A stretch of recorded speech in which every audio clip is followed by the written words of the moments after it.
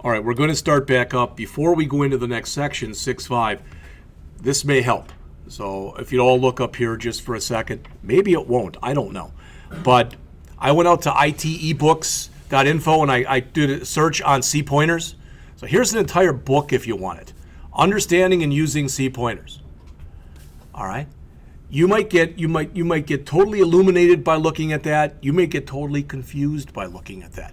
So what I'll do is I'll grab that and I will copy that into, because on each one of the classes I have, here's another one, pointers in C. Do the same one for that. And then finally, I saw there was one more here that was Objective-C, Memory Management Essentials. I will tell you one thing, books that look like this, those are those packed publications. I used one last year for the 158 class, and people didn't really like it. They're very literal books. They assume that you're pretty much a professional. All right, and I'm not saying you are or are not. I'm just saying that sometimes they can be kind of hard to understand. Seem to have a lot of typos in those too. That might be. So I'm going to grab these three, go out to the P drive,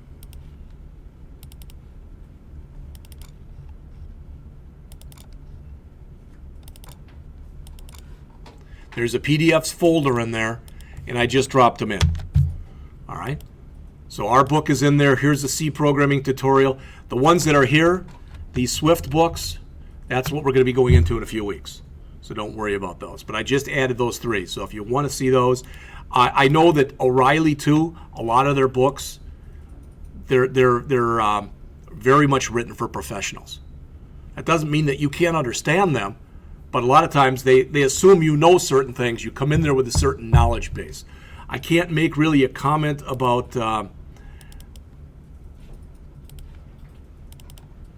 this one. I've read books before. I've used books before from A-Press.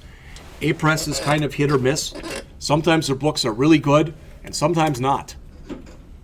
All right, but that's just more things if you want to look at it. This may make it easier for you to understand. It may make it harder. I would suggest if you say, well, you're not giving us enough or whatever, then I would suggest that you go back and you start taking a look at those and see if that helps. All right? And, you know, I honestly, believe it or not, I do. I appreciate all the questions. I try to answer them, but sometimes, you know, the answer might also be something like, hey, try it and see what happens. All right? All right, so we're on the bottom of page 255, talking about pointer arithmetic and element size. And the author mentions there, pointer arithmetic is one of the, I would say it is one of the most powerful features in the language. If the variable p is a pointer to a particular type, then the expression p plus 1 yields the correct machine address for storing or accessing the next variable of that type. And that's, again, more than anything else, goes into talking about arrays. All right. Now, if I had to come in here on day one and said, well, we all know what arrays are, so here's pointers, you know, you might have been totally blown away. That's the bad news. The good news is by now you might have an understanding of pointers that's like these, to say, the back of your hand. All right.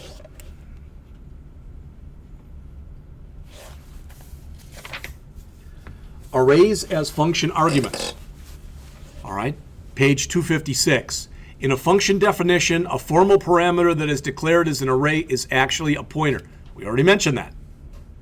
So notice when you do this, double sum, double A bracket bracket, you can also do this if you want to. Or you could say, you know, basically use ampersand A sub 0. I don't know why you'd ever do that, but there's a bunch of different ways that you can write the same thing. On the next several pages, on page 257, and I guess in 258, they go over a bubble sort. You may or may not, I don't know if we've ever even really talked much about bubble sorts, but let's just talk about them quickly. I'm going to put something up here that's going to be real simple. I'm going to put on the board a list of 5 numbers that won't be in any kind of order. So let's assume they were randomly generated.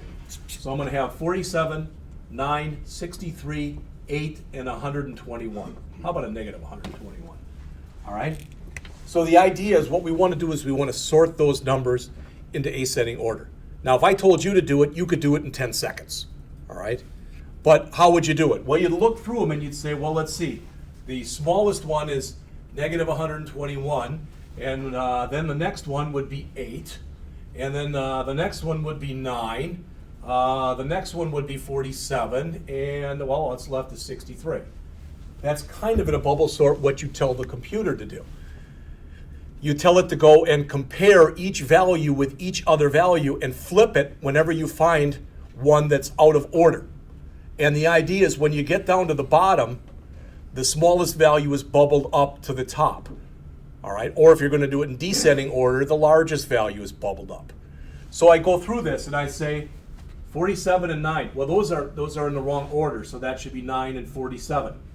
All right? So I know these two are now in order. So I say 9 and 63. No, they're still in order. 9 and 8. Well, they're not in order anymore, so I put the 9 here, and I put the 8 here.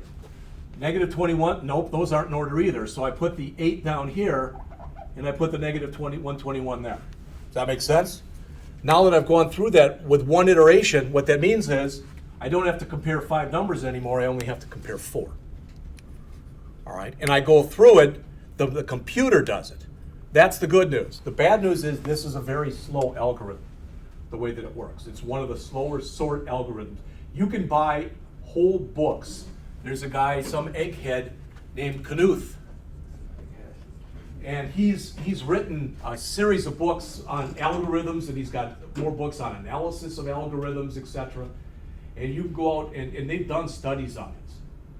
All right, and this is one of the slowest ways. It works well, and it's fairly simple to explain, all right? But it's one of the slower sorts that there is. Now, way back, and you don't have to turn back there, but way back in your book on page 37, they showed this without using pointers, all right? Now they're going through here, and they're doing the same thing, and notice what they're doing. Swap, ampersand, A, etc., okay? So what they're showing you right there is how to go and do it using pointers. Now, I don't know if I made that easier to understand or harder to understand, because for whatever reason in the book they give you half a page there and then the page there. All right? And it's pretty much here. You might look at that and go, that's not exactly the way you explained it. If you like their explanation better, that's cool. Then go with that one. All right? All right. Now, I'm going to say this, and you might laugh or think I'm trying to be funny. I'm not. That was the easy stuff. Okay? So now it starts getting harder. Okay? So now we've got the dynamic memory allocation, as it says, with calloc and malloc. You may or may not remember this, but one thing, I know we talked about this in beginning Java. So what I'm about to tell you right now, we talked about in beginning Java. All right? And what we talked about in beginning Java was the difference between sequential access and random access. Do you remember that talk? And I gave an example, and I said, if you've got 1,000 records and you realize that record 500 is screwed up, it's wrong. That when you're working with in a regular sequential access method, what you have to do then is you have to go and you have to write records 1 to 499 to a new file, fix record 500, write record 500 to a new file, and then finally write records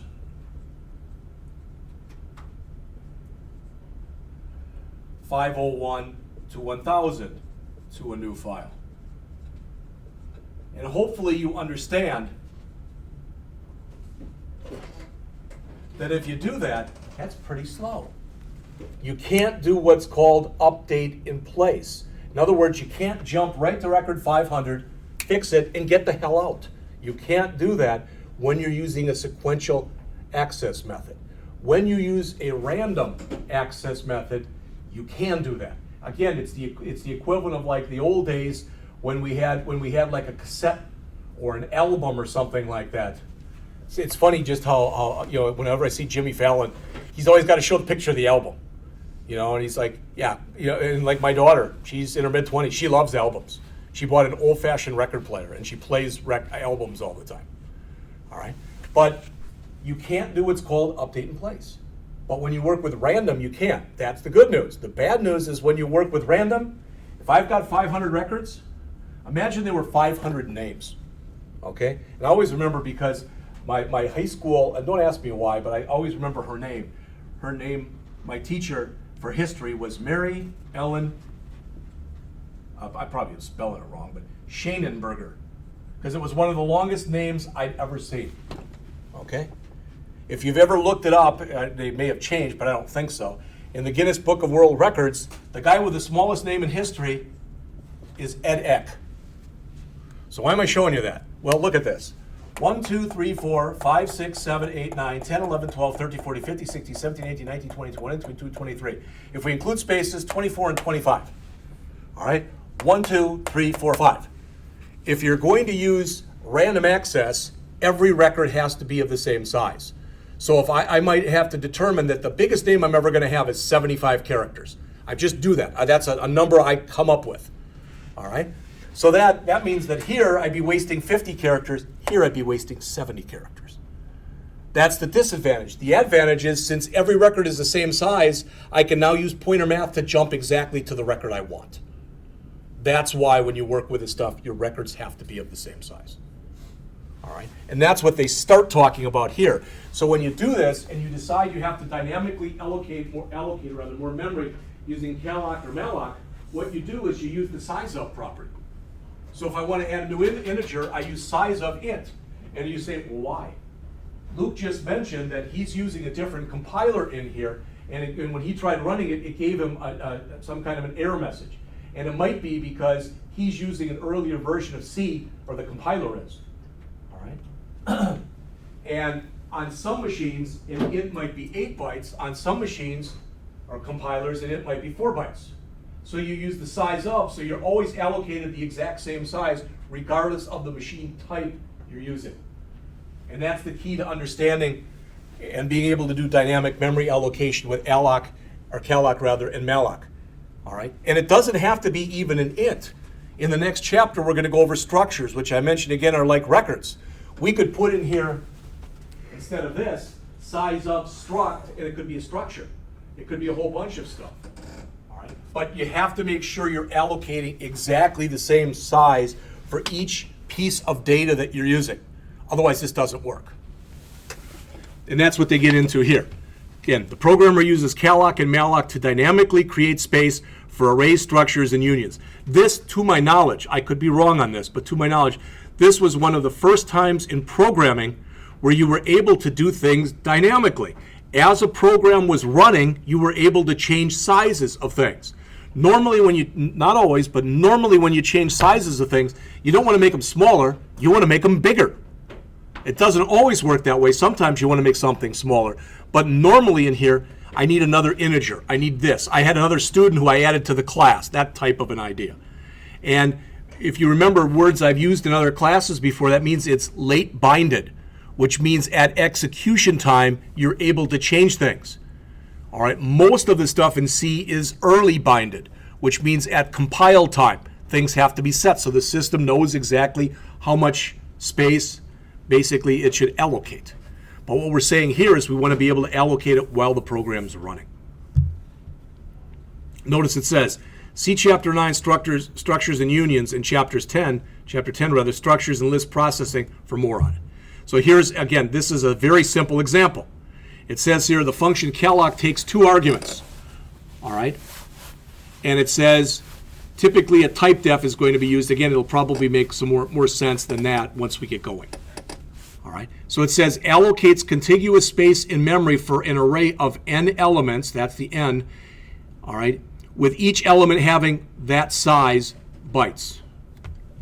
And it's important, typically when you use this, you'll be using it like it says there, under the guise of a structure or an array of structures. You want that memory to be contiguous, because if you start having it all over the place, the program's going to take so much longer because it has to go out and search to see where the next element is. Here it doesn't have to do that. All right, so it always does whatever it can, all right, to basically do this. And it says the space is initialized with all bits set to 0. If the call is successful, and this is a new concept too. Void star. That's also called a void pointer.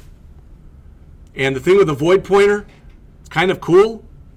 Remember we had up there before int star p, etc. If you had void starred p, that means a void pointer can point to anything, and it can even change while the program's running. All right, it might not, but it could conceivably can.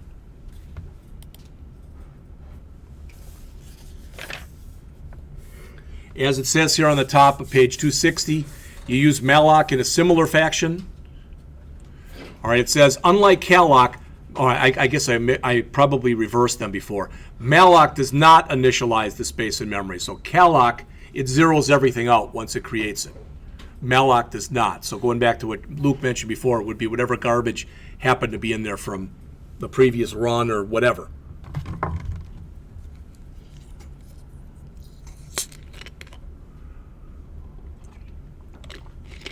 And it says on the bottom of page 260 and then all of 261 and the top of 262, it says, let us write a small program that illustrates the ideas we have presented in this section. The first printf statement in the program tells the user exactly what the program does. So that's it right here. This program does the following repeatedly. Creates space for an array of a certain size. Fills the array with randomly distributed digits. Prints the array and the sum of its elements, and then releases the space. That might be the most important thing, and we haven't talked about that yet. The way that C works is if you go and allocate all this extra memory and you don't release it, by default that memory is kept. You understand what I'm saying? That means that when the system is searching for additional memory and if it finds that, it says, oh, it's already being used. You have to use a free operation to free it when you're done. And if you don't do that, you can see it right here. If you don't do that, it's not going to automatically be freed for you. All right? And I've heard people give differing explanations of what I'm about to tell you. But I was always told, well, at least when you stop the program run or you turn the machine off. But other people have said, no, that memory is still considered as being allocated. All right? So it's very important because otherwise you get what are called memory leaks. All right, you've got a piece of memory that's been allocated that hasn't been deallocated. And again, that goes back to that blue screen to death, and a lot of the other stuff that we talked about before. So this is one time I wish the author had done a little bit better job of going through it, but it says. So it says, can somebody tell me, can you read that? It's up in blue right there. It's in your book on the middle of page 261. It's got 4 semicolon, semicolon. What does that mean? Lord have mercy. What? Lord have mercy. It's an infinite loop. You're setting up an infinite loop condition. There is no initialization. There is no test. There is no increment. That means forever. What that typically means is someplace in there you're going to want to do an exit or you're going to want to do a something. Whatever the something is. All right? Unless you literally want your program to run forever and ever. And again, there are certain programs that are like that. Whatever makes Amazon go and do what it does. That's got to run 24/7, right? Because I might decide at 2 in the morning I got a hankering to go buy me a book. All right? And just because it's 2 in the morning here doesn't mean it's 2 in the morning all over the world. All right, so they fill up the array right here, and all they're doing is they're saying, give me random numbers. I think they're between 1 and 10. I don't remember. And here they're saying whatever those random numbers are, just add them together. So this will allow you to continuously do that. All right. Now also, please take a look up on the screen here, because this is something too. Notice if scanf not equal to 1 or n not less than 1. So I guess if you put a 1 in there, it says if it's not equal to 1. So if you put a 1 in there, it'll create space. If you put a 2 in there, it'll fill the array. If you put a 3 in there, it'll print the array. If you put a 4 in there, it'll release the space. Well, what happens if you put a 5 in there? Well, that says run forever, and I look at the if, and it says if it's not one of those, break. That break should get me out of the loop. That make sense? All right. All right. Jumping up to 262, offsetting a pointer. For arrays intended for mathematical use, we often want to index the arrays from 1 instead of 0. So they're showing you a way that you can do that. Remember, I've told you about this before. If we created an array called months, that by default, month sub 0 would be January. So typically you create an array one bigger than what you need, and you just never use the 0th element. That's exactly what they're talking about right here. Okay. All right. Next, they have a merge and a merge sort on the next couple pages here on 263. All right. It says, suppose we have two ordered arrays of integers, A and B. Suppose we want to merge them into another array, say C. It says, then the algorithm to do so is simple. Well, I'm sorry, I don't think it's simple. But they've got here merge, merge, sort, and write. And it's simple in that there's not much code. But what's going on here, there's a hell of a lot. All right? Because the idea is not only do we want to merge these two arrays that are already in sorted order, wherever the heck it is, but we want to make sure that the new merged array is in sorted order. So in other words, we might have to take one from here, then one from here, then another from here, then go back up to here, etc. And that's what they're talking about doing. And hopefully you can start to see some of the implications of why you might want to do something like that. All right? And they show here on the next page, this is again why I picked this book, because this is what he calls it. Now let's dissect that program. So he goes through here, line by line, what's happening. You may or may not know this. This is going through a for loop. And notice that at the end of it, there's just a semicolon, which means go through it, but don't do anything. All right, why would you want to do that? This is in the guise of this program. That's the way the author wrote it. All right. And I would never assume that, well, he did it because of this. I don't know why the person wrote it that way. They did. So why did they do it that way? Because they did. I don't know any more to say to you than that. All right. But again, virtually all of the time when you're doing this, there's more than one way of doing it. All right. Let's talk about strings. As we talked about or mentioned earlier. All right. So as we mentioned earlier with strings, they're literally, C does not have a string data type. So what a string is, they tell you right in the first sentence. A string is a one-dimensional array of type character. All right. But there is a difference between this because in C, if I sit there and say, if I create a string and I say that it's equal to Jeff, all right, and I asked you how big that was, you'd say it's 4. It's really not. Because strings in this language, it would be J, then E, then F, then \0, which is the null terminator. That says that I'm done with my string. All right. You have to remember that when you're building a string, if you're building a string by putting a character, then a character, then a character, then a character, etc., etc., etc., when you're done, you better manually add that. If you don't, you've got a character array, but you might not be able to use the string functions with it that are available in C. All right. And they show a few of them in here, and the author doesn't mention it, but I want to mention it, that some of the ones that he mentions in here, because what's his class called? Secure coding. Some of the functions that he mentions in here are some of the worst functions that there are in the language. All right, we'll talk about that in just a second.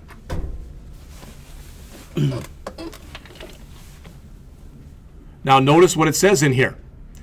They got char star p equals ABC. All right. Then they print out %s and they print out p. Okay. It gives you ABC. Then you say p plus 1, which means do an offset. So instead of starting there at A, start with the next one. Go 1 over so it only prints out BC. All right. It's important that you read this so you at least see what it is. All right. And the author says here, I like this section myself. But on the very bottom of the page and going up to the next page, so on the bottom of 270, the author says, as we've already seen, arrays and pointers have similar uses. They also have differences. This is the bottom of 270. Let's consider these two declarations. Char star P equals ABCDE in double quotes, and char S bracket bracket equals ABCDE. In the first declaration, it says the compiler allocates space and memory for P, puts the string ABCDE in it, in memory somewhere else, and initializes P with that address. All right, the second declaration is like doing this. So the second one is accounting for the \0. You can't be guaranteed that the first one is. When you create strings in C and you want to initialize them, you almost always do it like this. All right.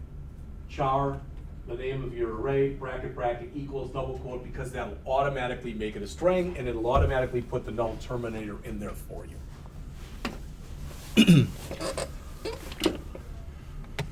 So they go through and they write some stuff. It says, let's write a function that counts the number of words that are in a string. They assume that words are separated by white space.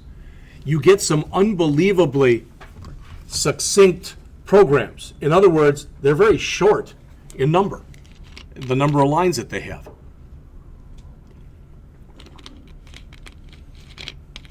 And the author says this is a typical string processing function. And the reason that that's important was what he's saying is when you call some of these functions that are right here, this is what's happening behind the scenes to actually do the work for you. All right? So let's talk a little bit about these. I think I mentioned this to you before, but I'm going to say it again anyway. And that is, what is it? I found this site when I was looking for something else. I want to show it. I don't want to use that.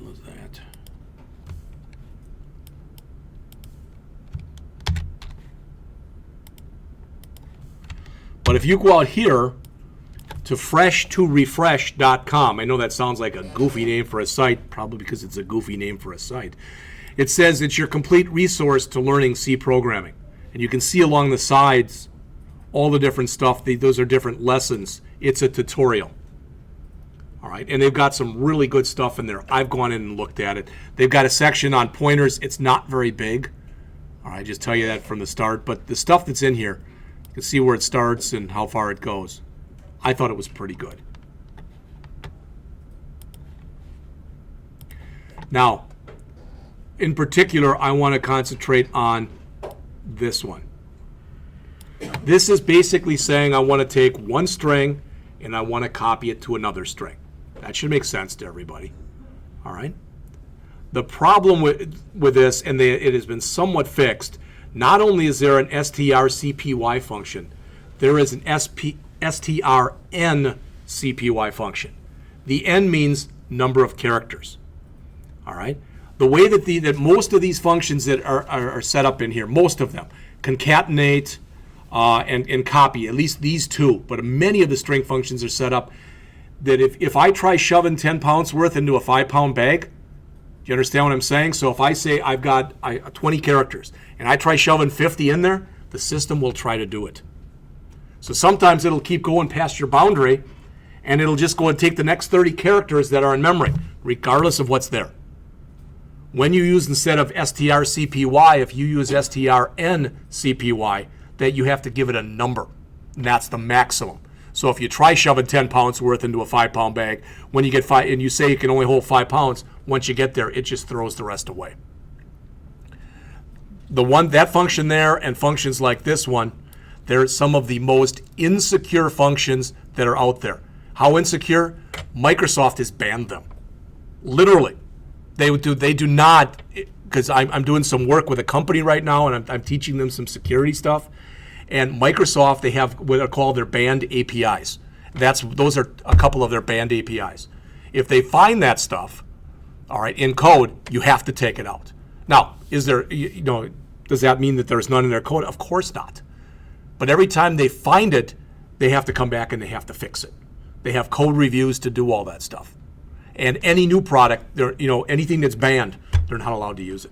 What their claim is It's like when they went from, I think it was SQL Server 2010 to 2013, they had half the number of errors they usually get. And that's when they started to really do their documenting. And they said that's an estimate, but they call that a low estimate. And they also claim that their Patch Tuesdays aren't as bad as they used to be. But sometimes with the Patch Tuesdays, it's fixing these old problems that they find. And it's not really a problem yet, but somebody found it and they don't want to allow somebody to exploit it, so they're trying to fix it in advance. So you're saying we shouldn't use those? No. You always use that, what was the end of it? Yeah. In fact, other than that, like that fresh to refresh, like I said, and that one's fine. But if you go out here and you just, I'm going to see string handling functions. All right. And I go in there someplace in here. I don't know which one of these. All right. In this tutorial here, or this one is pretty good too, the C++ stuff, because it really is C. But if you look at a bunch of them, they'll show you. There's all of them, and they have different ways of doing the same thing. All right. All I'm telling you is, see, notice there is an strcpy, and then there's an strn. There's the strcat and the strncat. Some of them, it doesn't matter. This is a string compare. That doesn't matter. That's not going to work. You're just comparing two strings.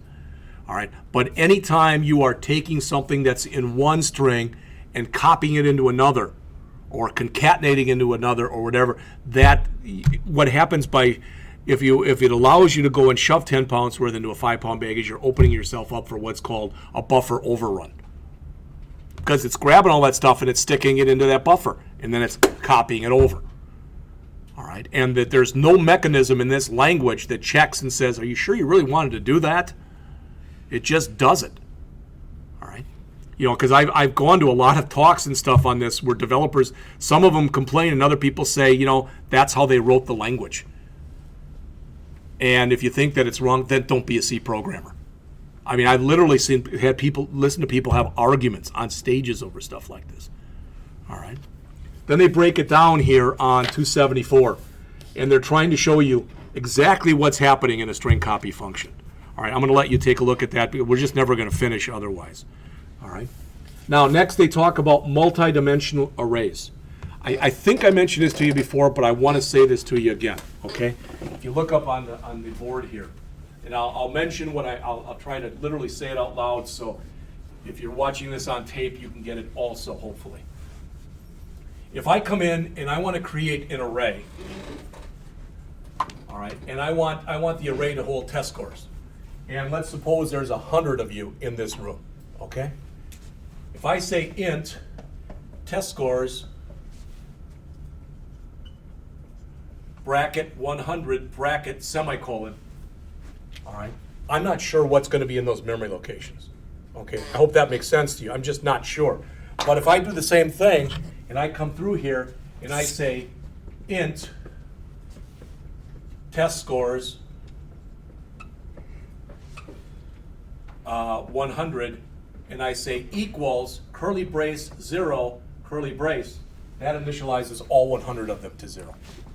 So that line that you see right there is equivalent to saying for int LCV equals 0, LCV less than 100, LCV plus plus, LCV sub, not LCV, test scores sub LCV equals 0. All right.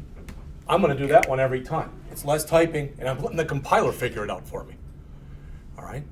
Just in the same way, and I think we've talked about this, but I'm just trying to kind of tie up some loose ends. If I create something and I say int, and I'm just going to, well, let's just call it scores, not test scores, but scores, bracket, bracket, equals, and I'm going to put 5 scores in here, 100, 90, 80, 70, 60. I'm just going to leave it like that. The people who wrote the language recommend you don't put a number in there. Even though you can tell it should be 5. Don't put a number in there. Let the compiler figure that out itself. All right, that's considered to be a better way of doing things. It's not going to hurt if you put it in. It would hurt if you put a 3 in there, all right, or you put another number in there that wasn't 5. It could have potentially bad consequences. All right. Now, the next section, it starts on 277, and it goes all the way up through about page 284, talks about multidimensional arrays. The good news is this is stuff that you've already heard in other classes.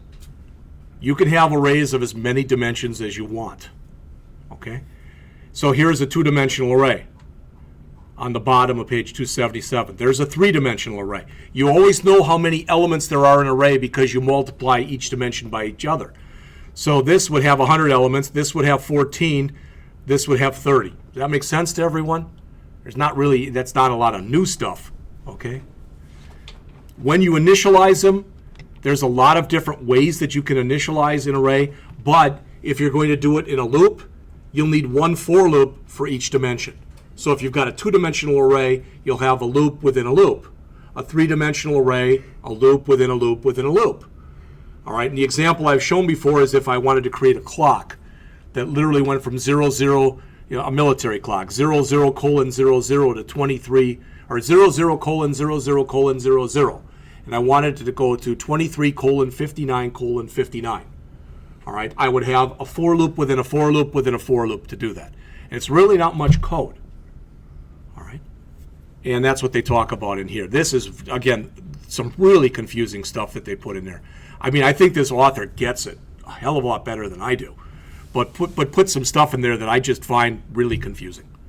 Okay, when you've got an array like this that's got 2 rows and 3 columns, if you look here on page 281, most often you'll see it initialized like this, but you don't have to. Within curly braces, within curly braces. All right? Because you're kind of taking control as a programmer then and saying, hey, this is how it's set up. It's always row by column, too. It's never column by row. That's in any language.